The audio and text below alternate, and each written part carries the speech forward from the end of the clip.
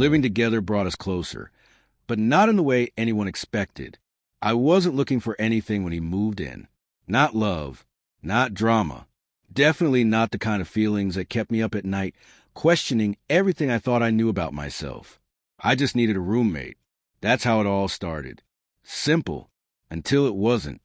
The apartment was a 2-bedroom on the edge of downtown Portland. Brick building, high ceilings, barely affordable even split 2 ways. I'd posted the listing on a student housing forum. Got a few weird responses. A guy who said he only slept in hammocks. Someone else who wanted to raise reptiles. Then came his message. Hey, saw your post. Looking for a quiet space. I don't smoke, don't party. I make great coffee. Can we talk? Short, clean, normal, and something about it felt grounded.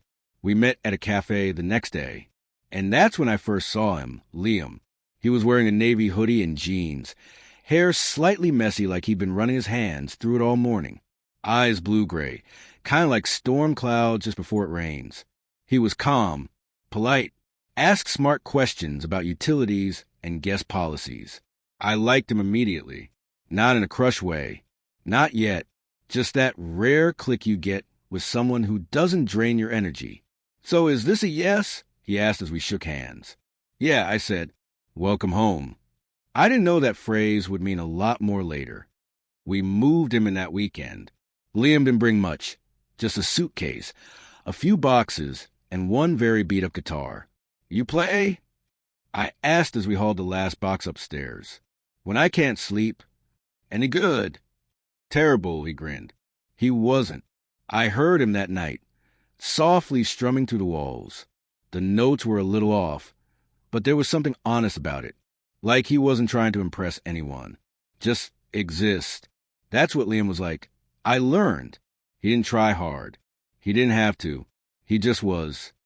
A few weeks in, things settled into a rhythm.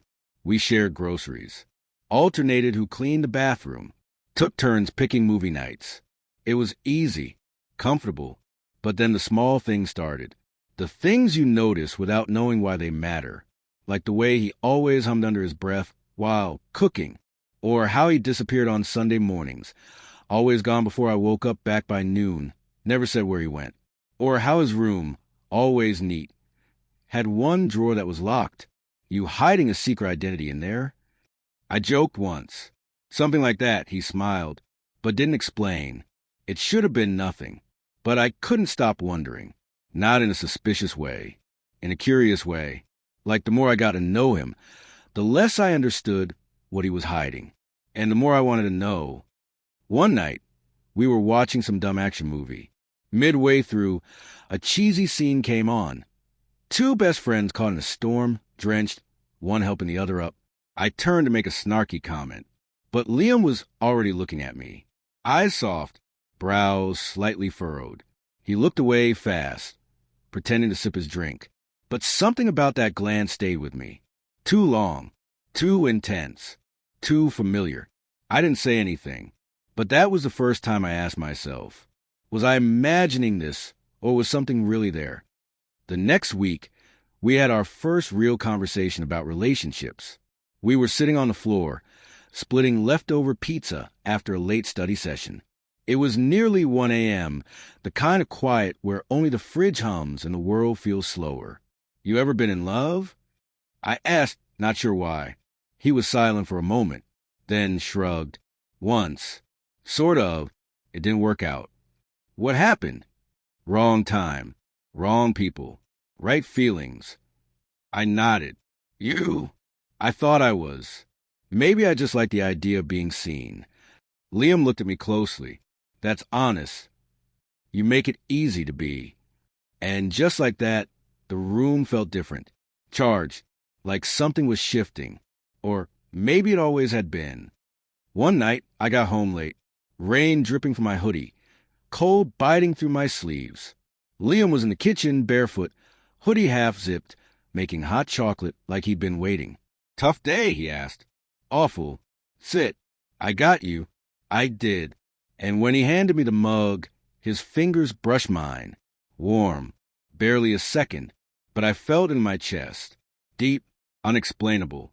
He sat beside me on the couch, closer than usual. And for the first time, I didn't pull back. He didn't either. We didn't speak, but the silence between us was loud, like a question neither of us was brave enough to ask. What are we doing? What are we becoming? 2 days later, I walked past his room late at night. The door was slightly open. He was sitting on his bed, guitar in hand, back to me, quietly playing a slow, haunting melody I didn't recognize. And then he sang. Soft, low, just a few words. But they hit me like a wave. I tell you I want more, but I'm scared you'd run. I stood there, frozen, because suddenly it felt like that song was about me. Was it? Was I hearing it right? Was this real? The next morning, he was gone. Sunday again. Same mystery. Same silence. But this time, I waited. I stayed up. Didn't text. Didn't call. Just waited on the couch, headphones off, heart racing. At 11:43 a.m., the door opened. Liam stepped in, hoodie damp, hair wet, expression unreadable. He paused when he saw me. You waited, he said. Yeah. Why? Because I think you're hiding something. He blinked, but didn't deny it. Are you? I asked. Long silence. Then he nodded. Yeah. Is it bad? Depends on how you see it. Can I know? Soon. He walked past me, but before he went to his room, he looked back, and this time, his eyes didn't just feel different. They felt honest, like he wanted me to see what he wasn't saying. And somehow, I did. That night, I couldn't sleep. I lay there staring at the ceiling, wondering if I was ready for whatever this was. For him. For us. Because even if nothing had been said out loud, something had changed. And deep down, I already knew Liam wasn't just my roommate anymore. He was the secret I hadn't admitted to myself yet. But part of me already wanted to. If you've ever had feelings for someone you weren't sure felt the same, if you've ever questioned what a look meant, or why silence sometimes says more than words, then this story is for you. Make sure to subscribe for the next part. It only gets deeper from here. Liam didn't talk about the drawer, the locked one in his room. He also didn't talk about where he disappeared to on Sundays. But I didn't push. Not yet.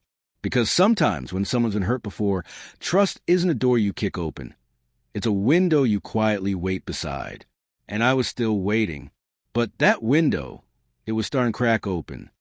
It was a Thursday night, and Liam was in the kitchen frying something that smelled like garlic and butter. I was on the couch, flipping through a book, pretending to read. But really I was watching him. The way he moved, deliberate, relaxed, comfortable in his own space, but always aware of mine. He caught me looking. You want some? Only if I don't have to help. Then you get half a portion. I got up anyway. Not because of the food, just to be near him. We ate on the balcony. The city stretched below us, lights like stars scattered across a dark canvas. It was quiet, too quiet. Liam, I said. He looked over. Yeah. What are you scared of? He didn't answer right away. Just stared down at the street, like it held something he couldn't say out loud. Letting someone in, he finally said, Why? Because when I did last time, I got left. Was it love? It could have been, if it had been real. And now I don't even trust myself to know the difference. His voice cracked a little, and mine softened. You don't have to know right away. You just have to be willing to find out. He looked at me like that was the bravest thing anyone had ever said to him.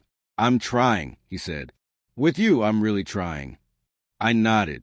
That was enough. For now. Later that night, I couldn't sleep. Again. It was becoming a thing.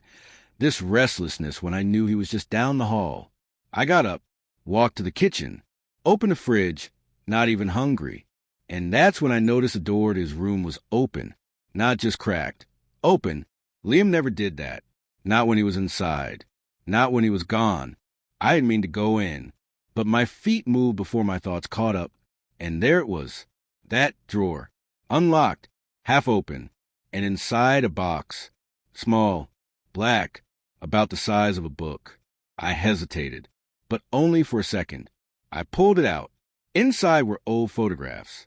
Two boys, one of them clearly younger Liam, sitting on a dock, laughing. Letters, dozens of them, all addressed to Drew. Some torn, some stained, all unsigned. One was folded separately. My heart pounded as I opened it. I wish I could hate you. But every time I try, I remember how you used to look at me when you thought no one else noticed. I think that's what hurts the most, that those eyes weren't lying, but your mouth was. I stepped back, breath caught in my throat. I didn't hear Liam until it was too late. You weren't supposed to see that. I turned.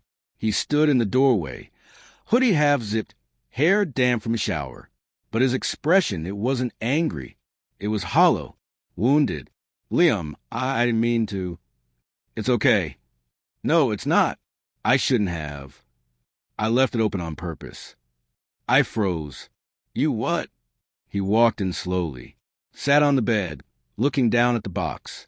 I was hoping you'd come in, because I didn't know how to start this any other way. Who's Drew? He exhaled, and then he told me. They met freshman year of college. Drew was his roommate. Funny, loud, popular, the kind of guy everyone wanted to be around. Liam fell hard, and Drew, he said he felt the same when they were alone. But in public, he had a girlfriend, told Liam it was just a phase, said things like, "Don't ruin this for me." Liam waited, believed it would change, believed he was worth more than a secret, until one day, Drew ghosted him. No warning, no closure. He moved out, cut off contact, left Liam in silence. And that silence became the drawer, locked tight, until now. I sat beside him on the bed, the box between us. "That letter," I said. "Did you write it after?" After I saw him again, about a year ago, in a bookstore. Did he say anything? Just smiled, like nothing had ever happened. "And you?" I walked out. "Good." Liam looked at me. "I'm not over it," he said, "but I want to be. I want to stop choosing people who only choose me in private." I swallowed hard, because those words hit deep, too deep. Then choose someone who sees you in the light. He stared at me for a long time. Then, almost whispering, "Would you let me?" My heart beat so loud, I swear he could hear it. "Yeah," I said, "I already am." That night, he didn't close his door. He didn't say anything, didn't invite me in, but the invitation was clear, and I didn't hesitate. I didn't go in for anything physical. We didn't kiss. We didn't even touch. I just lay beside him, both of us staring at the ceiling, his breath slow, mine matching, and it was the most intimate moment I'd ever had, because for the first time, I wasn't scared of what I was feeling. I was just feeling it, fully. The next morning, we didn't talk about it, but everything was different, not forced, not awkward, just quieter, closer. And when I reached for the peanut butter in the cupboard and our hands touched, he didn't pull away. He smiled, and I did too. That Sunday, I woke up early. Liam was gone again, but this time I didn't stay in bed. I got dressed and followed him, not in a creepy way. I just wanted to understand, to know the piece of his world he hadn't shared. I stayed a block behind. He turned down a street I didn't recognize, stopped at a small white building. It took me a second to realize what it was. A youth center. I watched as he stepped inside, greeted by a staff member who hugged him. Kids and teens were inside, laughing, painting, talking. Liam walked straight to a back room. He came out later with a paint-streaked apron and sat beside a kid with headphones, helping him with a sketch. It hit me then. This wasn't a secret. This was his heart, the part he hadn't shown me yet, because he wasn't sure I'd stay. But I was here, and I wasn't going anywhere. When he came home later, I was on the balcony. He joined me, still smelling faintly of acrylic paint and cinnamon. "You followed me," he said gently. "Yeah." "You mad?" "No, I'm proud." "Why didn't you ask?" "Because I knew you'd show me when you were ready." He looked down, then smiled. "I think I'm ready now." And just like that, the last wall fell.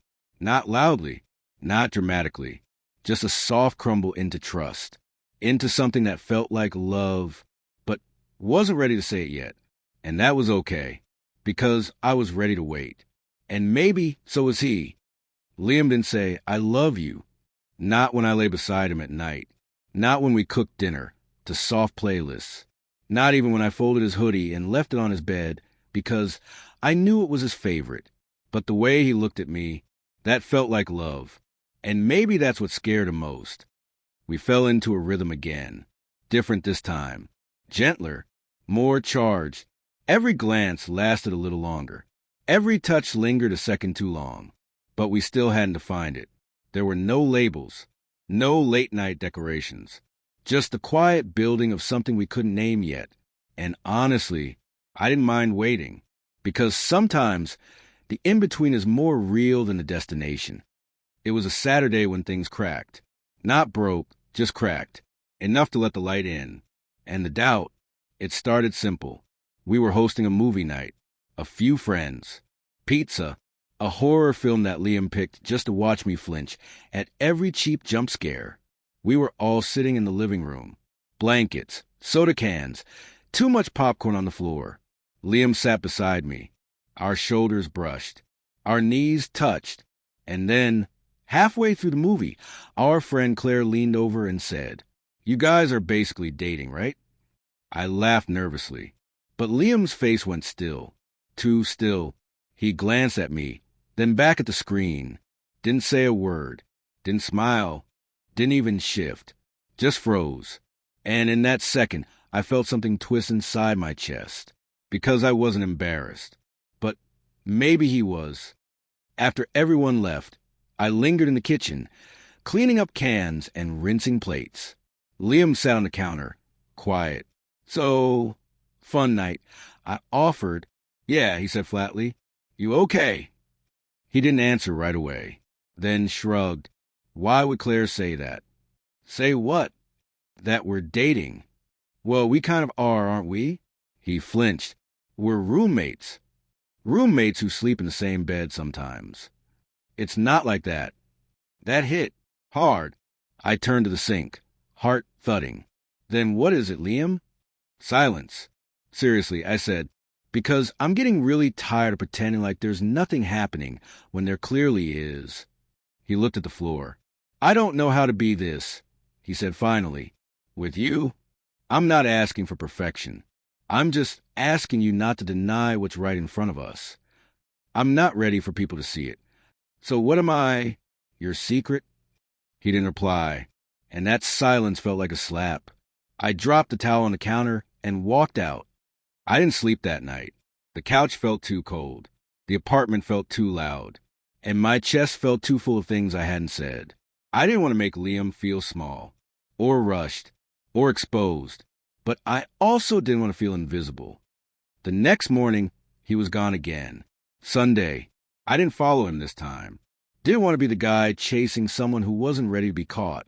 Instead, I sat on the balcony with a cup of burnt coffee and tried to remind myself that even beautiful things can hurt, and that maybe this was a rejection. Maybe it was fear. But either way, it still stung. When he came back, he looked tired. Not physically. Emotionally. Like something inside him had been unraveling all morning. He walked straight to his room, closed the door, locked it, and stayed inside. I gave him space. A day. Then two. We still passed each other in the kitchen, but the air between us felt stiff. Like we were pretending not to remember what the air had felt like just a week ago. He didn't bring up that night, and neither did I. But the silence between us, that was the loudest conversation we'd ever had. On the third day, I came home to find him on the couch, not watching TV, just sitting there, a notebook in his lap. "Hey," I said. "Hey." Silence. Then he stood and handed me the notebook. "Read this," he said. "Please." And then he walked into his room. I sat, opened it, and on the first page, in messy handwriting, "I'm sorry I pushed you away. I didn't mean to, but I've been here before. I've liked someone who made me feel seen, who made me feel real. And the last time, I got broken. Completely. I told myself I'd never let it happen again. Never get that close again. Until I turned the page. You make me feel like I'm allowed to want something more. Like I don't have to apologize for existing. You make silence feel safe.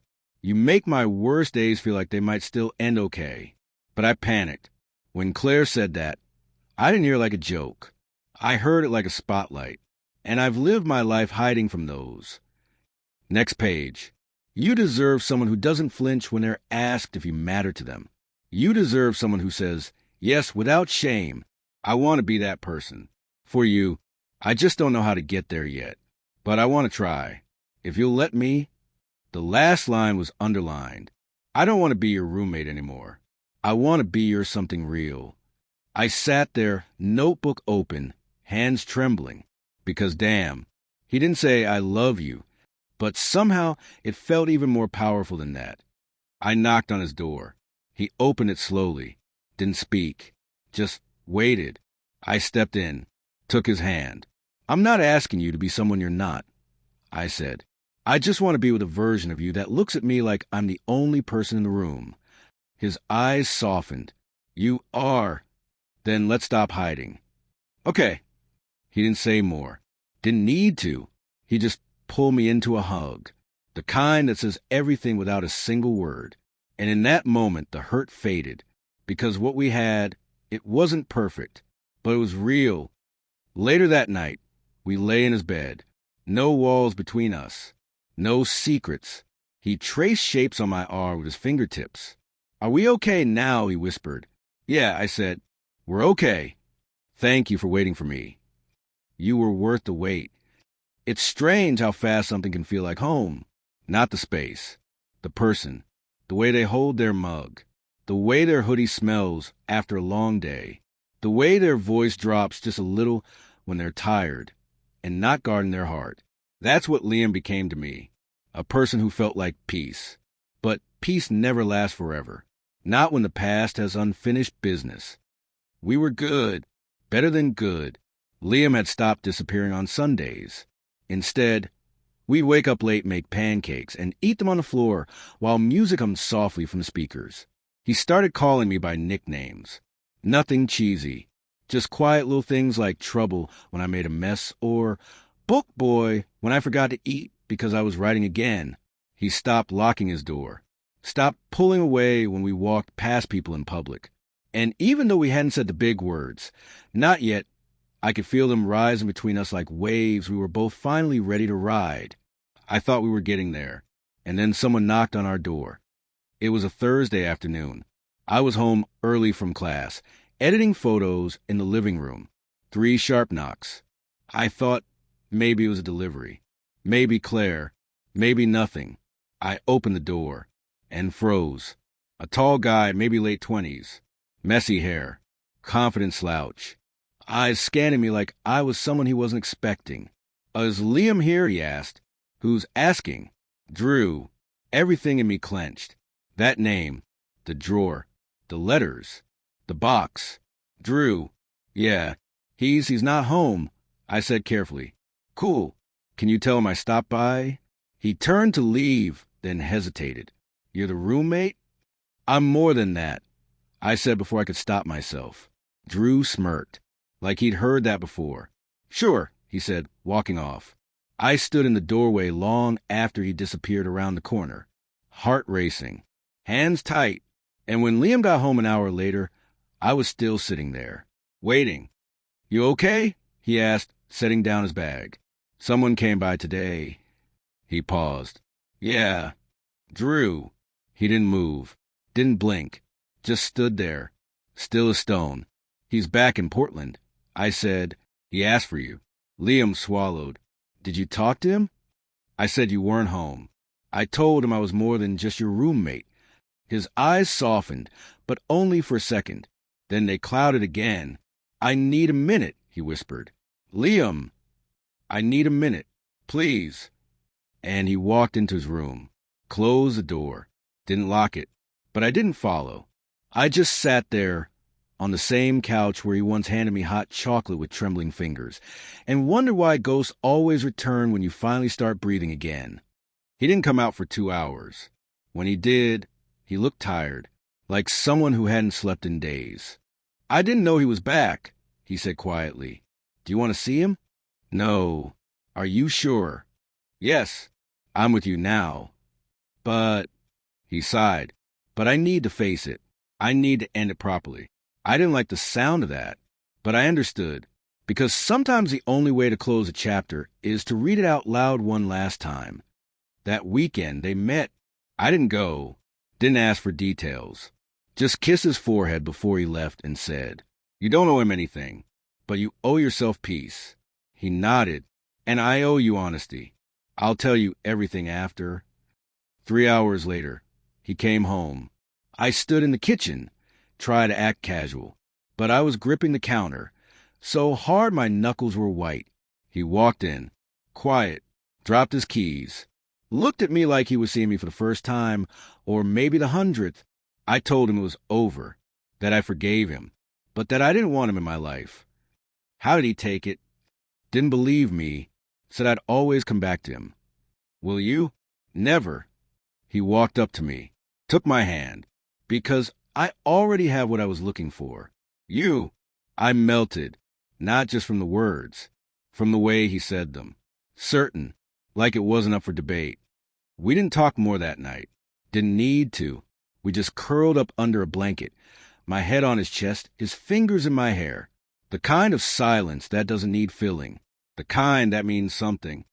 Over the next week, something shifted. Liam smiled more. He sang in the shower again. He started planning little things, day trips, thrift store hauls, even a camping idea that I knew he'd probably bail on, but pretended to support anyway. But I also noticed something else. He was writing again, at night, in his notebook. When I asked, he said, "It's not letters this time. It's poetry. About you, us, everything I didn't know how to say." I didn't push, didn't peek. But one night, I left a note on his pillow. "I'll read it when you're ready. Until then, I'll be the story you write in your own words." He found it in the morning and kissed me on the balcony before we even had coffee. That's when I knew this was real, not just feelings, not just comfort, but the start of something built on honesty and choice, and the kind of love that doesn't need to be shouted, just shown. But love isn't just made of soft moments. It's also built in the fire, and part of me can feel it coming again. Something unspoken, still ahead, waiting to test what we were building. Because while Liam had faced his past, I hadn't faced mine yet. And that drawer, the one I had, was still locked. Liam had been brave. He'd faced Drew. He'd chosen me. He'd opened the drawer, read the letters again, and still let go. And I thought, maybe that's it. Maybe now it gets easy. But love doesn't just ask us to open our partner's wounds. It asks us to face our own. And I wasn't ready. Not really. Because mine went deeper than I let on. And unlike Liam, I never told him about Ben. Ben was never a boyfriend. Not officially. Not in the way that matters. We were best friends growing up. Same street. Same school. Same bike routes. Same everything. I didn't know I liked him. Not at first. It wasn't like some movie moment. It was slower. Like realizing the color blue had always been your favorite. But you just didn't have a word for it until someone handed you a crayon.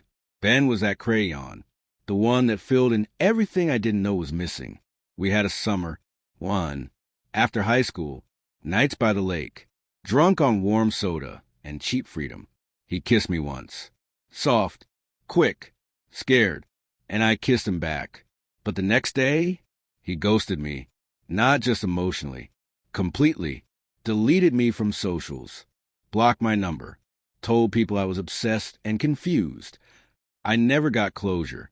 I just got silence. And I carried it. All the way into college.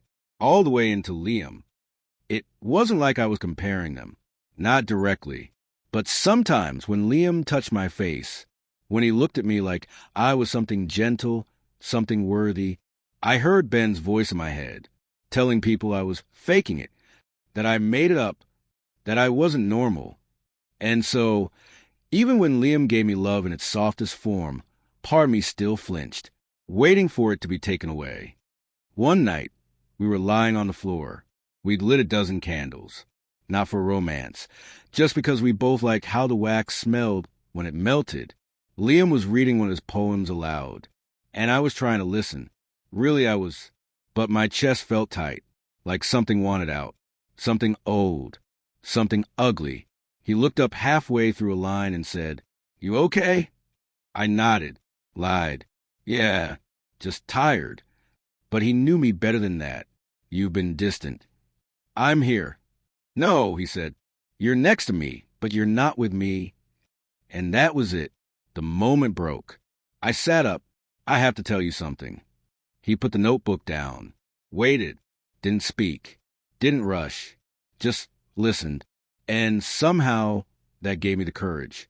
I told him everything.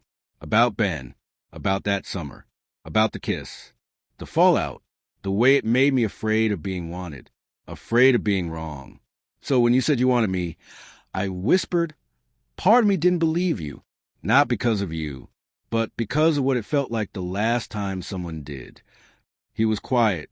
Then he asked, "Do you still think I'll leave?" "I don't want to." "That's not what I asked." "I'm trying not to." He scooted closer, touched my hand. "Let's try together." And just like that, something old broke inside me, shattered, in the best way. After that night, we both changed. Not dramatically, just enough. We were both softer, more patient. We started talking more, not just about feelings, but about the little things. Our childhoods, favorite cereal, who we wanted to be when we were 10. He said he wanted to be a firefighter. I said I wanted to be invisible. He laughed, then looked at me like he suddenly understood why I sometimes still felt that way. The next weekend, we visited his youth center together. I took photos for their newsletter. He painted with the kids. We walked home holding hands. No flinching, no shame, just sunlight and the slow build of something solid. But of course, peace doesn't last forever, because healing isn't a straight line. And just when I thought we were past the worst of it, Ben texted me, out of nowhere, after years, just one line. "Hey, I saw your name in a photo credit. We should talk." My heart flipped, then sank. I didn't reply. I didn't delete it. I just stared at it for hours, trying to figure out if closure was worth the risk of reopening the wound. I didn't tell Liam right away, not because I wanted to hide it, but because I didn't want to ruin what we had, what we finally had, and yet not telling him, that felt worse. 2 nights later, we were brushing our teeth together. A stupid, ordinary thing. He had toothpaste on his nose. I pointed. He wiped the wrong side. And I laughed. It was perfect. So naturally, I ruined it. Ben texted me. He froze. Then spit, rinsed, turned slowly. What did he say? Just that he saw my name. Wanted to talk. "Are you going to?" I shrugged. "I don't know." He nodded. Didn't push. But his shoulders tensed. I reached for his hand. "He's not a threat. He's just a memory. And maybe I need to face it the way you did." "I get it," he said. "But I also know how it feels to be standing next to someone who's still looking backward." That hurt, because it was true. "I'll only meet him if you're okay with it," I said. "I'm not," he admitted. "But I trust you." And that trust, it felt heavier than any guilt. I met Ben the next day, in a cafe downtown. Public, neutral, safe. He looked the same, but also older, worn in a way I hadn't expected. He smiled like we were friends, like he hadn't erased me for years. "Hey," he said, sliding into the booth. "Hey, you look good." "So do you." Lies. Polite ones. "I saw your photos online," he said. "You're killing it." "Thanks." "And the roommate?" "Not just a roommate." He smiled again. I figured. We sipped our drinks in silence for a moment. Then he leaned in. "I owe you an apology." I raised an eyebrow. "Do you?" "Yeah. I was scared. Back then. Of myself. Of you. Of what it all meant. So you deleted me? I know. I was awful. I just couldn't face it. I told myself you'd forget. Move on. I didn't. He looked down. I know. And now, I'm not trying to rekindle anything. I just needed to say I'm sorry. Properly. I nodded. Didn't forgive him. Not fully. But I appreciated the effort. I'm happy now, I said. Good. You deserve that. So do you. We parted with a handshake. Nothing more. And walking away, I felt lighter. Like I'd finally put down a weight I didn't know I was still carrying. When I got home, Liam was on the balcony, reading. I sat beside him, silent for a moment, then said, I saw him. He looked over, and I told him I was happy. And are you? I smiled, more than I've ever been. He reached for my hand, squeezed. Good. You're not mad? No, just relieved it's over. Me too. We leaned into each other, the city humming below, our story still writing itself. And for the first time in a long time, I felt like it was finally ours. Liam didn't plan surprises often. He was a text before you show up kind of guy, the schedule a week ahead type. He liked stability, control, clear expectations. So when he showed up at my bedroom door with a small duffel bag and said, pack a sweater, I'm stealing you for the weekend, I blinked in confusion. You hate spontaneity. I'm evolving. Who are you, and what have you done with my slightly uptight roommate? Your boyfriend, he corrected, lips curving up. And your slightly uptight boyfriend just booked us a cabin in the woods. I stared at him, like, horror movie woods? Or Wi-Fi and running water woods? Somewhere in between. Just trust me. So I packed. The drive was long but beautiful. October in Oregon is all moody clouds, orange-tipped trees, and roads that look like they were carved into the earth just for daydreamers. Liam played his favorite road trip playlist, all mellow indie and soft acoustic, and hummed the off-key parts louder on purpose just to make me laugh. It worked. Somewhere around a halfway point, I realized I couldn't stop looking at him. The curve of his jaw while he drove, the way he tapped the wheel to the beat like he could not feel the music. He was beautiful, but it wasn't just that. It was that he was mine, and that still didn't feel real. The cabin was tucked deep in the trees, rustic but charming. One bedroom, a fireplace, a tiny kitchen, and a back deck that opened up to an endless stretch of forest. It felt private, safe, like the world had shrunk just for us. This is perfect, I whispered as we stepped inside.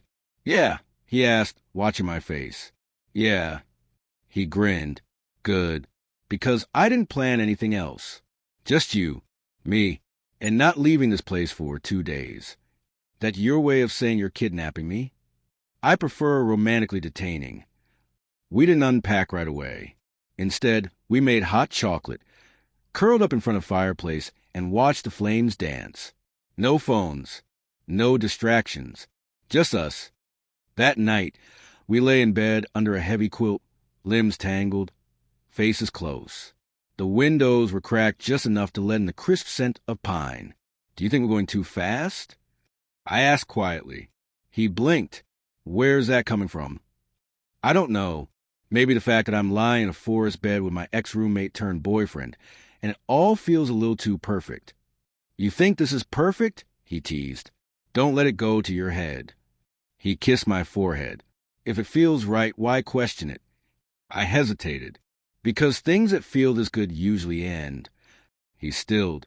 I regretted saying it immediately. Not everything ends, he said. Some things just change.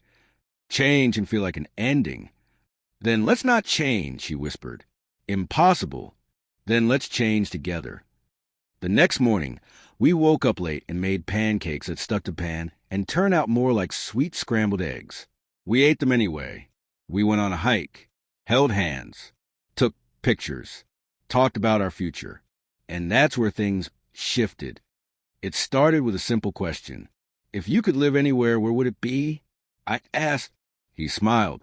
Somewhere like this. Trees, Quiet. A bookstore nearby. You'd leave the city? Yeah, eventually. Wouldn't you? I hesitated. I love the city. Really? It feels alive. Like something's always happening.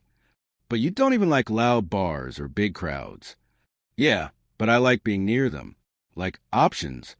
He looked at me for a long moment, then nodded. Makes sense. But the air between us shifted, just slightly, like we'd bumped into a corner neither of us had noticed before. That night, I found him sitting on the back deck, wrapped in a hoodie, staring at the trees. You okay? I asked. Yeah. You're lying. He smiled, but it didn't reach his eyes. I guess I just realized something. What? We've talked so much about where we've been, but not enough about where we're going. You mean us? Yeah, us. I sat down next to him. I think about it, I said. The future, with you, and it scares me. He looked over. Why? Because I've never had a future with someone before, and now that I do, I don't want to screw it up. He leaned his head against mine. You won't. How do you know? Because you say things like that.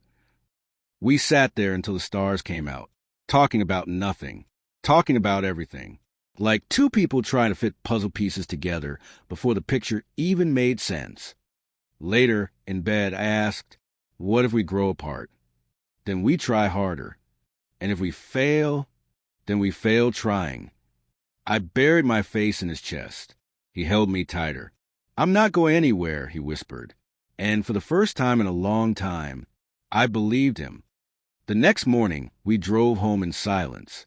Not the bad kind, the reflective kind. Both of us changed.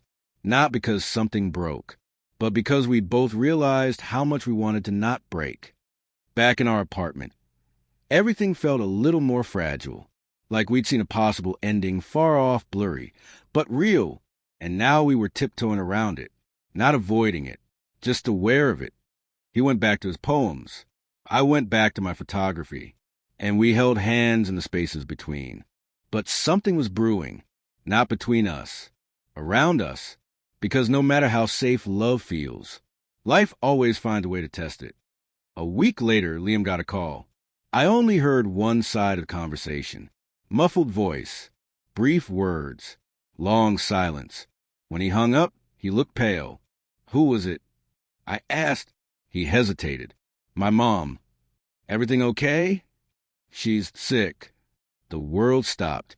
How bad? Bad enough that I need to go home for a while. Of course, I said. Do you want me to come? He shook his head. Not yet. I just need to see what I'm walking into. I nodded, tried to stay strong, but inside panic brewed. Because this felt like a fork in the road. That night, we sat on the couch, our legs tangled, but the silence between us buzzed with unspoken fears. You'll come back, right? I whispered. He looked me dead in the eyes. Don't ask me that. Why not? Because it makes it sound like I wouldn't. I don't want to be left again. He pulled me into his arms. Then believe me when I say, I will always find my way back to you. And as I lay in his arms that night, heart pounding, I realized this wasn't just a love story anymore. It was a survival story. Ours. And it was far from over. Liam left on a Wednesday morning. He stood in the doorway, duffel slung over one shoulder, hoodie zipped halfway, eyes tired but calm. I wanted to memorize the way he looked, just in case. You sure you don't want it to come with you? I asked again. He reached for my hand, squeezed it. I need to see what's happening first. If it's really bad, I'll ask. I promise. I nodded, swallowed the lump in my throat. He kissed me once. Not rushed, not goodbye. Just wait for me. And then he was gone. The apartment felt colder the moment the door clicked shut. The first 2 days were fine. We texted constantly. Memes. Updates. Soft, Miss US. I even got a blurry selfie of him on his old porch, squinting at the sun. He said being home felt weird. Said his mom was tired, but smiling. Said his dad hadn't said much yet, Then, on the third night, the text slowed. He didn't reply for 4 hours. Then only sent, sorry, long day, love you, no emoji, no follow-up. I stared at my phone for an hour, tried not to spiral. I told myself he was busy, that he was overwhelmed, that not everything was about me. But that didn't stop the questions from creeping in. What if going back home changed something in him? What if he started to miss that version of life? The version without me? What if love, when pulled too far, just breaks? That night, I lay in bed alone. His side still smelled like his body wash. I curled into the pillow, phone against my chest, waiting for a good night text that never came. It wasn't the silence that scared me. It was the feeling that maybe I didn't belong in that part of his life. Maybe I only existed in the after, not the before. On the fourth day, he called, voice low, quiet. Hey. Hi. Everything okay? Yeah, just tired.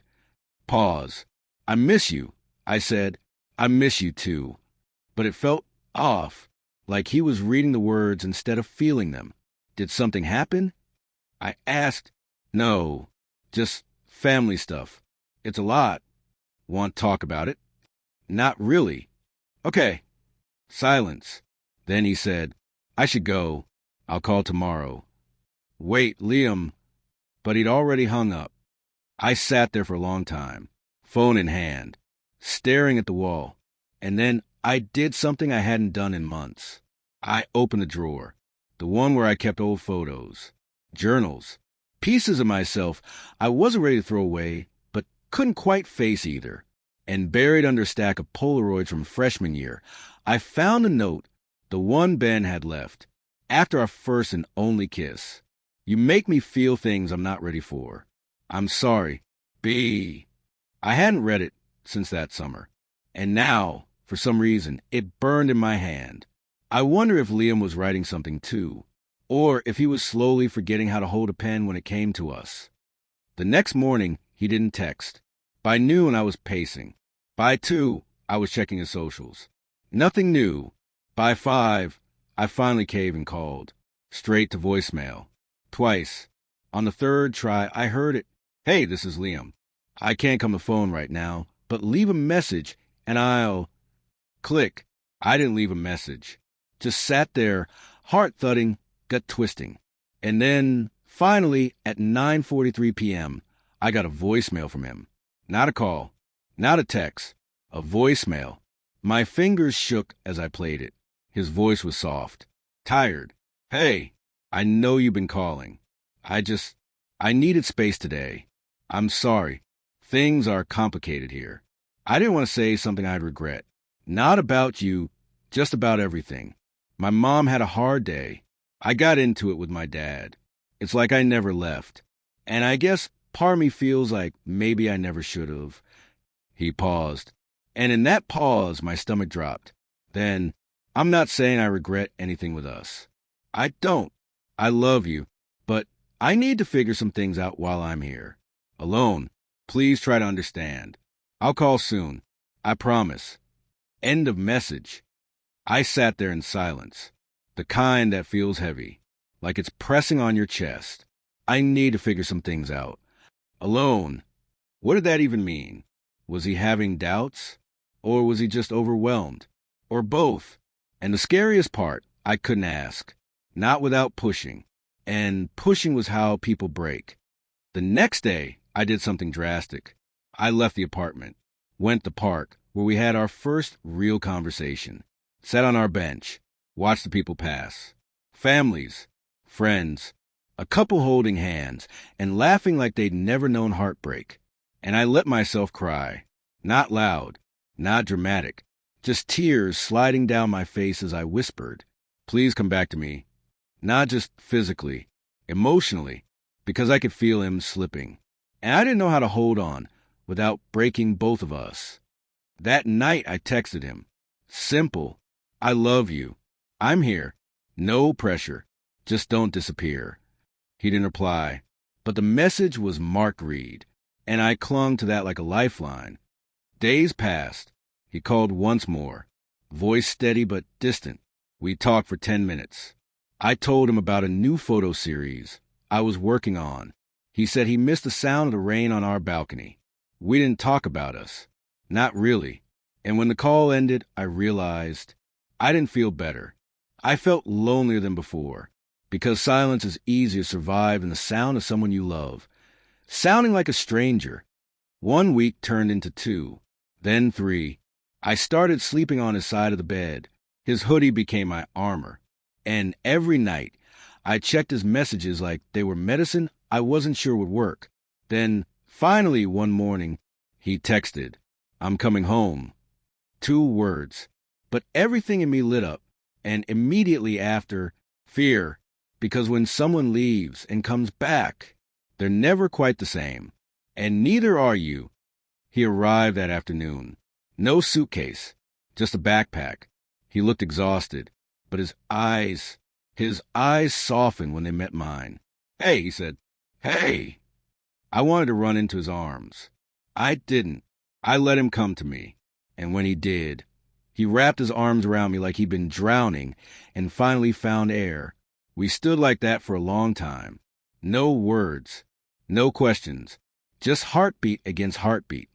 Later, over tea, I finally asked, "Are you staying?" He nodded. "Yeah." "For good." He looked down, then back up. "I can't promise forever, but I'm not walking away. Not from this. Not from you." I nodded. "That's enough." "And you?" "I was never leaving." He smiled, then whispered, "I'm sorry if I made you feel like you weren't enough. I'm sorry if I made you feel like you couldn't talk to me." "We're a mess," he said. "Yeah," I replied, "but we're our mess." And somehow, that felt like the most honest thing we'd ever said. That night, we lay in bed, closer than we'd been in weeks. The city outside our window, familiar, constant. His fingers traced circles on my chest. "I thought about you every night," he whispered. "Even when you didn't text?"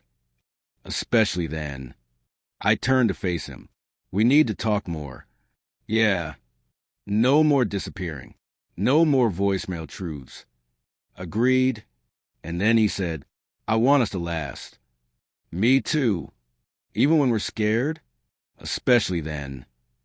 We didn't fix everything in one night, but we started again. From the silence, from the space between us, from the belief that love, real love, is what happens when you come back, even when it's hard. And he came back. That was enough. For now. The first few days after Liam came back were quiet. Not awkward, just gentle. We moved around each other like people who'd walked through a storm and were now trying to enjoy the sunlight without flinching every time it flickered.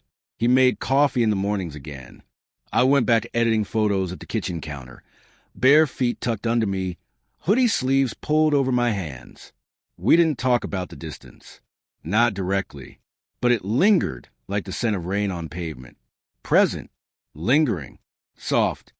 One night, we made dinner together. Pasta. Simple. He grated the Parmesan while I tried to keep the sauce from burning.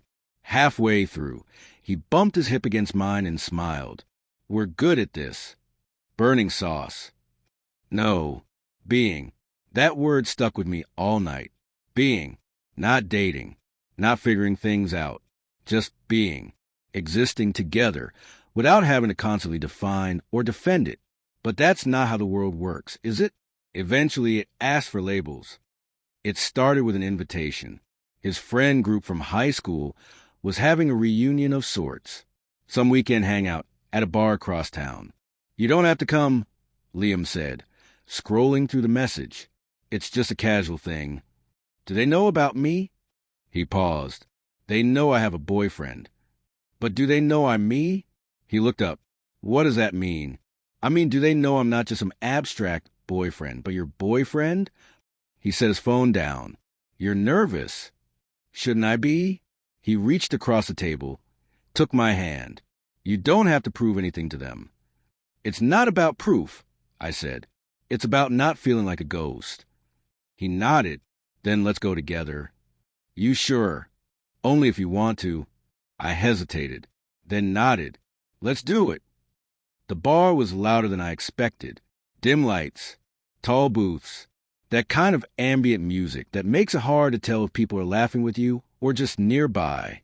His friends were already at a booth. There were 5 of them. 2 girls, 3 guys, loud, friendly, just tipsy enough to hug a little too long. They greeted Liam with cheers and teasing jabs, then turned to me. One of the girls grinned. So this is a roommate, the one who moved in and stole his heart. I smiled, guilty. Liam slid into the booth next to me. His hand brushed mine under the table. A quiet promise. At first, it was okay. They asked questions. Where I was from, what I did, how we met. I told the story, the PG version. Moving in, late night ramen, him stealing my side of the couch. Everyone laughed, but then the questions turned, a little more pointed. So like, who made the first move? Do your parents know? Who's the more masculine one? Liam tensed beside me. I tried to play it cool, answer lightly, deflect with humor, but each question felt like a tiny blade, cutting away at the comfort we'd built. At one point, one of his guy friends leaned in and asked, "So are you two like monogamous or more chill?" I blinked. Excuse me? No offense. I just mean a lot of gay couples I know are open. Just curious. Liam spoke up before I could. That's none of your business. The guy laughed. Dude, chill. Just talking. Liam grabbed his coat. We're leaving. Liam, I started. No, we're done here. We walked out in silence. The cold air hit like a slap. Halfway down the block, I said, you didn't have to do that. They were being jerks. They were being curious. Not every question comes from a bad place. They made you uncomfortable. Yeah, but so did storming out. He stopped walking, turned to me. Do you want to go back in? No. Then what do you want? I paused. The truth hit me before I could dress it in prettier words. I want not feel like an outsider in your life. He stepped closer. You're not. Then why did it feel like I had to justify being there? Because people suck. Because you didn't tell them who I really am. He blinked. What do you mean? You said they knew you had a boyfriend, but they didn't act like it. They acted like they just found out. He exhaled. I told them. But did you ever talk about it? Silence. I nodded. That's what I thought. We didn't fight after that. We just walked home in quiet, hands in our pockets. 2 people walking the same path, but not quite next to each other. That night, I lay awake, listening to the radiator hum. Liam was beside me, staring at the ceiling. Neither of us spoke. Finally, I broke the silence. It's not just about them, Liam. I know. It's about how being with you sometimes still feels like a secret I have to carry. I'm not hiding you, but you're not exactly showing me either. He turned to face me. I'm trying. I know. I didn't grow up in a place where this was easy. Neither did I, but I still showed up. That stung him. I could see it, but I didn't take it back, because I needed him to understand. Love isn't just what we feel in private. It's what we're willing to defend in public. The next day, he made breakfast. Quietly, I sat at the counter, waiting. Finally, he set a plate in front of me. Pancakes. My favorite. He sat across from me. I talked to them. He said, I looked up. What? I sent a message. Told them last night was out of line. That if they want to be in my life, they need to respect you. Why? Because I love you. He said it like it was simple. Obvious. But it wasn't. Not to me. Not after years of being a secret in other people's stories. And what did they say? Doesn't matter. You come first. And just like that, the space between us shrank again. Later that afternoon, he asked if I wanted to take some new photos of him. He stood in front of the window, backlit, hands in his pockets. Hair messy. What kind of look are we going for? I teased. Truth. You sure? Yeah. So I picked up the camera and captured him as he was. No posing, no hiding, just Liam. And when I showed him the photo on the screen, He smiled. Post it, he said. You sure? Yeah. Tag me too. I hesitated, then hit upload. It got more likes than anything I'd posted before. And in the comments, his mom left a heart. His sister said, "You two are goals." And for the first time since we started, it felt real. Not just to us, to the world. That night, we sat on the balcony, wrapped in one blanket, his head on my shoulder. "Do you ever think about the beginning?" he asked. "Every day.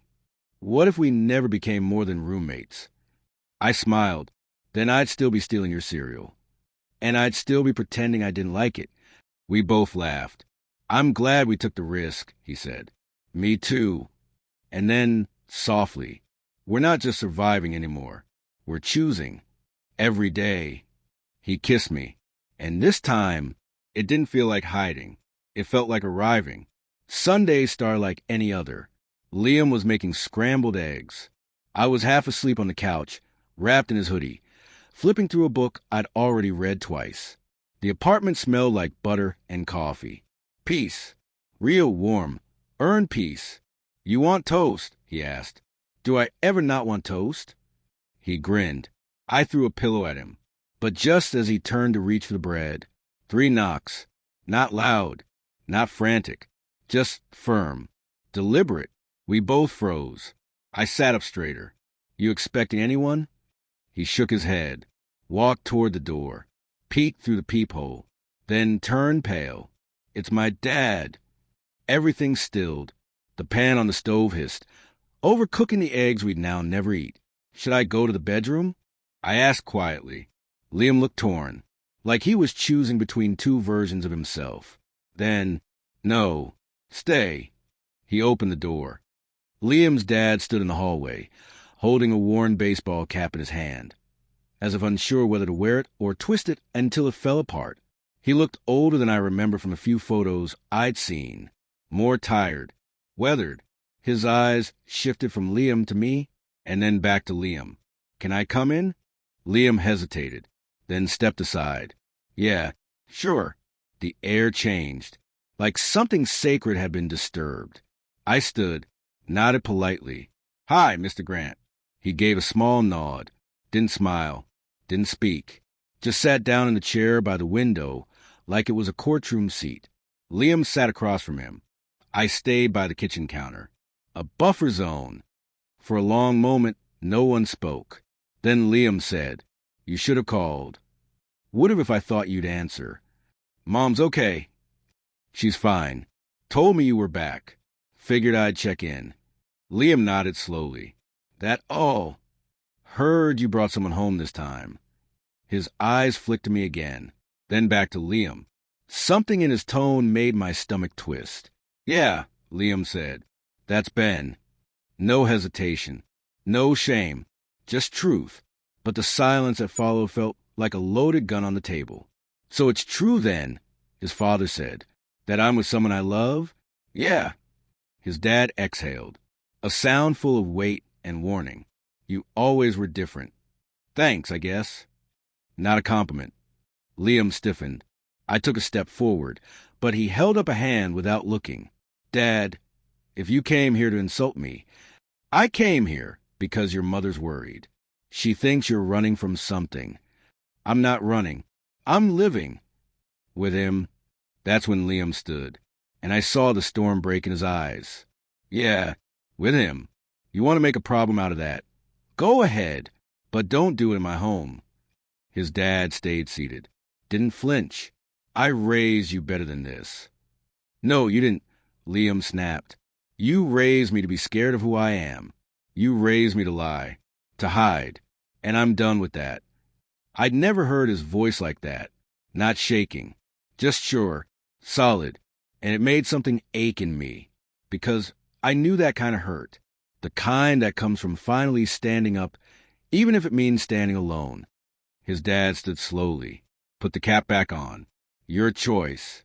"Yeah, it is." He looked at me one last time, and I couldn't tell what was in his eyes. Disappointment? Disgust? Grief? Maybe all 3. Maybe none. But he didn't say goodbye. He just walked out. and the door clicked shut behind him. Liam stood there for a long moment, still, quiet. Then he turned, walked over to the couch, and sat down, his shoulders slumped. I moved beside him, put my arm around him. He didn't speak, didn't cry, just leaned into me like I was the only solid thing left. "I'm sorry," he whispered. "Don't be. He's my dad. And you're you. That matters more." He nodded slowly. "I think I always knew this moment would come." "Did it hurt as much as you thought?" He smiled bitterly. "More." The rest of the day passed in a haze. We didn't talk much. Watched a movie without really watching. Ate cold leftovers. Held hands under the blanket. Fingers wrapped tight, like if we let go, the room might cave in. That night, Liam lay in bed staring at the ceiling. I watched him from the pillow. Beside him. "He doesn't define you," I said. "I know. He doesn't get to decide what kind of man you are." "I know." "Then why does it still feel like he does?" He blinked fast. "Because he's the first man I ever tried to be." That hit deep, so I reached out and pulled him close. And we lay there, hearts bruised but beating, together. The next day, Liam got a letter in the mail from his dad. Just a single page. Typed, "I don't understand you. I may never, but you're my son, and your mother loves you. Don't shut us out completely. No, I'm sorry. No, I accept you. Just a crack in the wall." Liam read it 3 times, then handed it to me. "What do you think?" "I think he's trying, in the only broken way he knows how." "Is that enough?" I thought for a moment. Then, "It doesn't have to be. Not for you." He nodded. "I don't want to hate him." "You don't have to. Just don't let him shrink you." Liam smiled softly. "You always know what to say." "No, I just say what I wish someone had told me." That evening, we went for a walk. No destination, just needed air. The city was loud, alive. Couples walked past, holding hands, laughing. No one stared. No one whispered. Just 2 boys existing. And for the first time in weeks, I saw Liam smile with his whole face. "I'm proud of us," he said. "Me too, even with all the hard parts. Especially those. Because love isn't about perfection. It's about choosing each other again and again, even when the world makes it hard." And Liam had chosen, not just me, but himself. Fully. Finally. And that was the bravest thing I'd ever seen. It started with an email from a small but respected art gallery in Chicago. They'd seen my recent photography series online, specifically the one featuring Liam. The curator wrote, "Your work feels raw, honest, necessary. We'd love to feature your pieces in our upcoming show on queer identity and emotional intimacy. If you're willing to travel, we'll cover the stay." My hands trembled reading it. I read it 3 times before showing Liam. He looked at the screen, then at me. "Chicago," he said. "Yeah." "For how long?" "A month. Maybe more if things go well." He set the phone down slowly. "That's big." "I know. It's everything you've worked for. It's everything we built," I said, because he was part of the art, the heart in every frame, his eyes, his laughter, his stillness. But now, the question lingered between us like a challenge. Would I go? And more importantly, would he come? Later that night, we sat on the floor of the living room, surrounded by candles and old vinyl records. He was flipping through album covers when he asked, "Do you want to go with you?" I looked up. "Do you want to?" He hesitated. Part of me wants to pack a bag right now and say yes. And the other part still feels like he's trying to figure out who he is here. You don't need to have everything figured out to come with me. But maybe I need to figure out some of it before I can. That silence again. Not heavy, just real. 2 people standing at the edge of something neither of them had planned for. "You think distance would break us?" I asked quietly. He looked me straight in the eyes. "I think it would test us. But no, not break. Then maybe we try. Long distance. For now. And after, I reach for his hand. Then we figure out where home really is." The next week passed in a blur of planning and unspoken things. We pretended it was simple. Flights, packing, emails. But every quiet moment felt charged with a question neither of us dared say aloud. What if this changes everything? On the last night before I left, we stood by the window, looking out at the city, lights flickering, people walking, life continuing. Promise me something? I said, anything. Don't go small again. Not for them. Not for me. Not for anyone. I won't, he said. And you promise me something too? Yeah. Don't fall in love with someone who makes better pancakes. I laughed. Impossible. He kissed me, and I kissed him back like it might be the last time. The airport was quieter than I expected. Liam waited with me until final boarding. He didn't say much, just held my hand like he was memorizing every bone in it. When they called my group, he stood. Go, he whispered. I don't want to, but you will. Call me. Every night. Promise? Swear on the last clean spoon in our kitchen. We both laughed. Tears welled up in my eyes. I love you, I said. I love you more. And then I walked away. Every step heavier than the last. Chicago was cold, busy, strange. But the gallery was beautiful. White walls and soft lights and people who actually listened when you spoke about art like it was breath. They printed my photos large. Hung them with care. Liam's face was everywhere. Him laughing on the balcony. Him asleep on the couch. Him standing in a field, wind blowing through his hoodie. Strangers stood in front of them and whispered. That's what love looks like. And I'd stand off to the side and think, yeah, it is. Liam called every night. We talked about everything and nothing. His job. My opening night. The way the heater back home was making weird noises again. But slowly, I could feel something shift. Not in a bad way. Just in a way that meant we were both becoming more ourselves. I was growing. He was healing. And love, real love, doesn't pause for either of those things. It becomes through them. One night, 2 weeks in, I sat alone in my little rented room and listened to a voicemail he left after missing my call. Hey, I just wanted to tell you I walked past that diner today. The one from our second date. The waitress remembered us. Asked where you were. I told her you were out there showing the world how beautiful you make it look. She said you must be really special. I said, he is. He's my whole damn sky. I played it twice, then saved it forever. Week 3, I got an email from a publisher. They wanted to use my photo series for a feature on modern queer love stories. They'd pay. They'd give credit. They'd put it in print. I stared at the screen for 10 minutes before calling Liam. You did this. I told him. You did. You were the art. Then you were the artist who made me feel like I was worth being seen.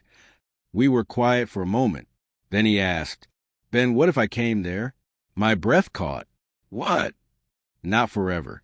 Just for the last week. I want to see it. See you. You sure? You're my home, too.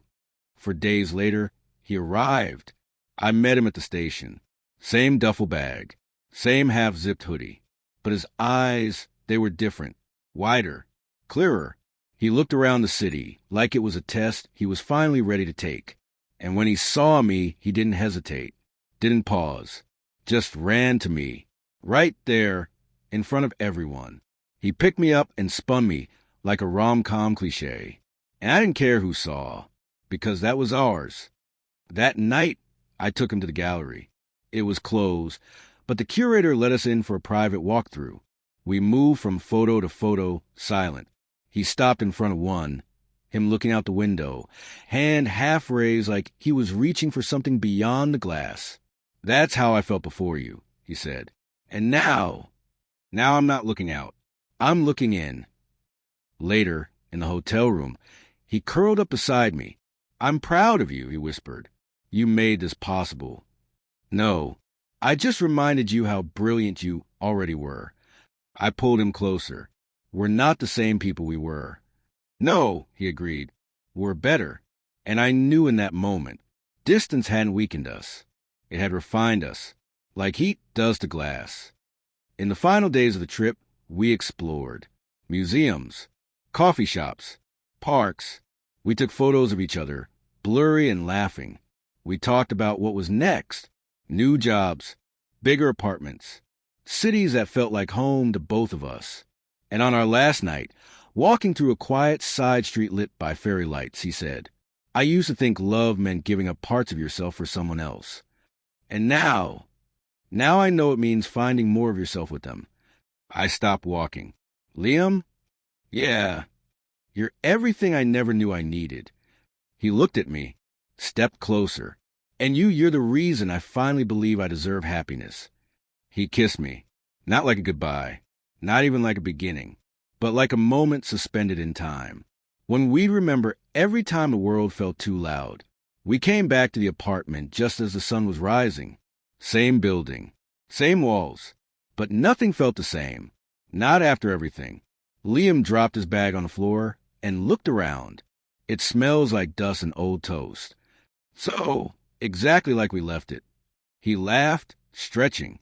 Then he turned to me. I miss this. Home. You. Here. Us. I nodded. He pulled me into a hug. We made it. No, I said. We chose it. Because surviving distance wasn't luck. It was choice, effort, love, and action. And now we were back. Not as the people we had been, but the ones we'd grown into. Life didn't magically settle. Bills still came. Laundry piled up. The heater made that weird clunk-clunk noise at 2 a.m. again. But we didn't fall back into routine. We created something new. He rearranged the living room to bring in more light. I finally framed some of my favorite photos and hung them proudly on our wall. Yes, our wall. One of Liam brushing his teeth, grinning through the foam. Another of us tangled in blankets. Sunlight bleeding through the curtains. Tiny moments. But together, they told a story louder than any words. A story about home. Not a place. A person. Weeks passed. Spring crept in. Liam started helping at a local LGBTQ plus youth center on weekends. He'd come home tired but glowing. I wish I'd had something like this when I was younger, he told me once. Now some other kid gets to. I said, You think I'm helping? I know you are. He smiled. Feels weird. Doing something that matters. Loving someone fully matters too. He looked at me like I was a lighthouse. And I realized he'd become one too. One night, I got a call from a publisher. The book deal. An entire coffee table photography book. Title, Stillness in Motion. Featuring Liam on the cover. When I told him, he stared at me. I'm going to be on a book? You're going to be the book. He blinked. What if people from home see it? Then they'll see someone real, brave, soft and fierce all at once. What if they hate it? Then they're not who we made this for. He looked away. It's still scary. I know. I pulled him closer. But maybe scary means you're doing something worth it. A few days later, he told his dad about the book. On the phone. Short, honest. There was a long silence. Then his dad said, I may not understand all of it, but I hope it makes you proud. Liam cried after, not because it fixed anything, but because it was something. A door just slightly open. That summer, we hosted our first Pride. Tiny rainbow flags in our window. Benches pulled from hallway. Balloons. Music. Too much guac. Our neighbors came. Friends from the gallery. Even Liam's mom. She brought lemonade and hugged me longer than expected. He's different, she whispered. In a good way? In a way I've never seen.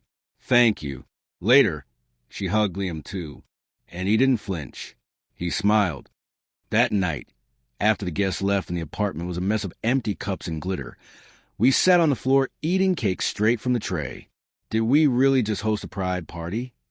Liam asked. We did. Are we those people now? What kind of people? Happy ones. I laughed. Guess so. He reached over and smeared a little frosting on my nose. You make me brave, he said softly. No, I replied. You just finally saw you always were. Then one evening, something unexpected happened. Liam handed me a small box. Not a ring. Not that kind of box. Inside was a key. You already live here, I said, confused. It's not to this place. Then what? A new one. I blinked. What? Found a loft. Bigger.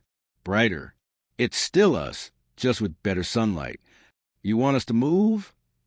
No, he said. I want us to grow. I stared at him. At the boy who once panicked at being touched. At the man who now offered new beginning like it was a love letter. You sure? About you? Always. The new place at Skylights. A crooked floorboard in the hallway.